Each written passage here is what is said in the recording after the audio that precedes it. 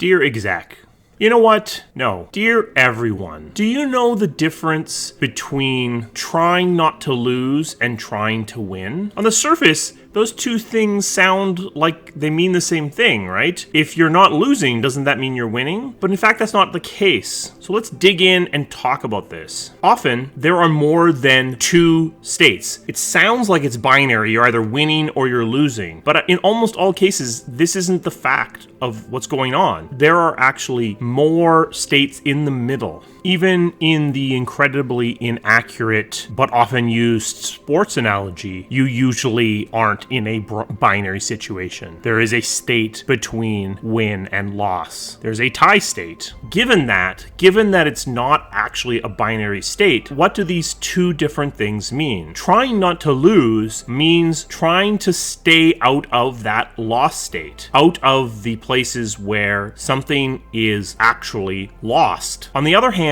trying to win is trying to push yourself to the other side of that spectrum. When you're risk averse, you're trying not to lose. You're trying to avoid that loss state. And this means playing defensively. This means being more conservative in your actions. But in some cases, doing this means that you can't win. The best you can hope for, to use the sports analogy, is a tie. If all you do is defend your goal, the best case outcome is a 0-0 match. On the other hand, trying to win means being more aggressive, going after opportunities that you might not otherwise go for, because these give you a chance to score. So you might assume that I'm going to say you should be playing to win. You should always be playing to win. But I'm not going to say that. I'm going to say it depends. If you are in a position where you can't afford the loss, then the risk that you would take to play for the win may not be acceptable. To know whether or not you should be playing not to lose or playing to win requires you to understand the consequence of the loss, as well as the potential upside of the win. If you're dangling from a cliff holding an ancient Incan relic, playing not to lose is dropping that relic so that you can scramble back up the cliffside. Playing to win is holding on to that relic and trying to figure out a way to get up the cliff. So what's the consequence of loss in this case? Well, the consequence is that you're going to fall off that cliff and die. The upside is that you have this relic. So chances are you probably want to be playing not to lose in this case. On the other hand, if that ancient Incan relic is the only thing that's going to stop the demon invasion of Earth, then maybe you got to play for the win, because in this case, not losing in this particular case will result in a greater loss overall. And that's maybe an important point, that something is playing for a win or playing not to lose can actually be very highly dependent upon your position and how you're looking at the situation. Because arguably, playing not to lose in the case of the demon invasion might be to hold on to that relic, because not having it means you lose. People often have relatively set reactions to risk. Some people are more risk adverse, some people are more risk seeking. And so they can have a tendency to play one way or the other, avoiding risk, playing more conservatively, or seeking risk and playing more aggressively. The right approach is to try to understand the situation that you're in, understand the consequence of the loss, understand the upside of the win. And when you understand those two things, you can start to understand how much risk is acceptable. Often in a corporate environment, people are making this risk decision based upon their own situation. They're trying not to be yelled at. They're trying not to get in trouble for taking the risk that doesn't pay out. Even though the consequence to the corporation of the loss of taking that risk and having it at work is minute, often corporate culture is very risk averse, and it encourages your employees to play conservatively in ways to try to avoid any risk to themselves. And that's not what you want, because chances are the corporation could have easily handled that risk, could have easily taken the chance and maybe gotten that great payoff. But if you want your employees thinking this way, if you want them to be doing this risk calculus from the perspective of the company as opposed to their own individual wants and needs, well, then they need to feel safe in their own position, safe in the knowledge that the mistakes or failures caused by their attempts at taking riskier positions will not reflect on their own position, on their own careers. And often that simply isn't the corporate culture that exists. If you're an executive and you're playing conservatively because you're worried that your bonus might be a little bit smaller, and as a result, you don't go after that project that might have paid off big, that may not affect the employee very much. They kept their bonus secure, but it definitely affected the company. You avoided a chance to have a greater payoff. And this can be the great paradox of the entire situation. You've heard the phrase, nothing left to lose, and that is absolutely true. If you feel like you're already in the loss state, then you might as well play aggressively, because there is no loss state left for you. You're already there. At least you already perceive yourself to be there, so you have to play for the win because you're already losing. But there's actually a flip side of this as well. If you already feel like you're in the win state, then there's essentially nothing left to win. And now the only thing that makes sense is to play not to lose. And I think this is why you see often in corporations as they get larger, in people as they become more successful, they can become more and more conservative, more and more risk averse, because it's easy to not just imagine, if I take this risk, my bonus might be smaller. What you see is, if I take this risk, I might lose my position. It might all come apart. All you see is loss, even though the chance of that downside, the chance of being fired, the chance of losing your position is infinitesimally small, because the upside isn't as big compared to the downside, or at least it feels that way. And that's the important point here, is it's not about reality, it's about your perception. Someone might not actually have nothing left to lose, but if they feel that way, then that's how they're going to act. Someone might have lots left to win, but if they start feeling like every risk threatens their position, then that's how they're going to act. And this is why small companies often are able to be more entrepreneurial. They often feel like they have nothing left to lose. They're fighting for their own survival, where large companies feel they have lots to lose. And even though the downside to many of the risks that they're avoiding is easily absorbable by that company, they have reserves that go on for miles. The corporate culture treats the downside as way bigger than it actually is, and that risk gets avoided time after time. That being said, I think we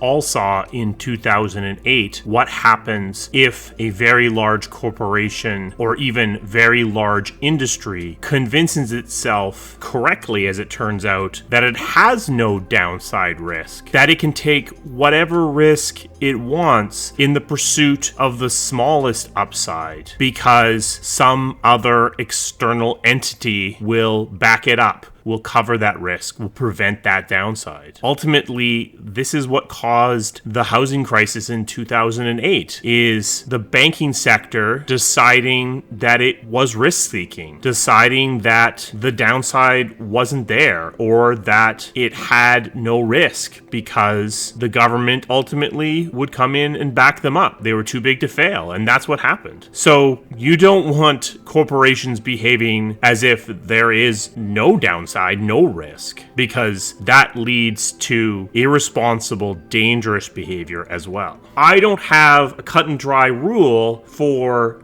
always play for the win, always play not to lose, because it depends. Your position of privilege or lack of privilege is going to change how much risk you can accept, often, as we just discussed, in the opposite way from what you might initially expect. Your organization's position of privilege or lack of privilege is going to change how much risk they can accept. The corporate culture around rewarding success or punishing failure or celebrating failure, all of these things can change the perception of downside and the perception of upside for the people within the organization. So then what do you do? Step one is to try to understand your own bias, your own approach to risk. Are you risk averse? Are you risk seeking? Once you know this, the next thing to do is to try to understand both the upside and the downside of the situation you're in. It's important to understand their magnitude, and it's equally important to understand their probability. It's not about math, it's not about statistical perfection. If your downside is very bad but very unlikely, it still might not be worth avoiding. If the downside is highly likely but moderately impactful, then that might be something that's not worth chancing. So by understanding both the magnitude of the downside and the magnitude of the upside, as well as their probabilities, you can make a more informed decision. Because once you understand those things and you understand your own approach to risk, it allows you to more objectively balance the situation correctly. Because sometimes the upside is tiny and the downside is huge, and you should just play not to lose in that case. And sometimes the downside is tiny and the upside is huge, and in that case, it's worth going for the win, even if it makes you a little bit uncomfortable. If you find yourself in a situation where someone else is behaving in a way that doesn't seem rational from your understanding of the upside and the downside, then one of two things is likely happening. They could simply have a different approach to risk than you. They could be more risk-seeking than you or less risk-seeking than you. But likely, on top of that, in addition to that, their perception of the upside and their perception of the downside are different than yours. And maybe your perception is wrong. And maybe aligning on those perceptions will make the actions align as well. Like many things, I feel like awareness of this issue can help you make better decisions and be more aware of the decision-making process that you are undertaking. Hopefully this gave you something to think about. If it did,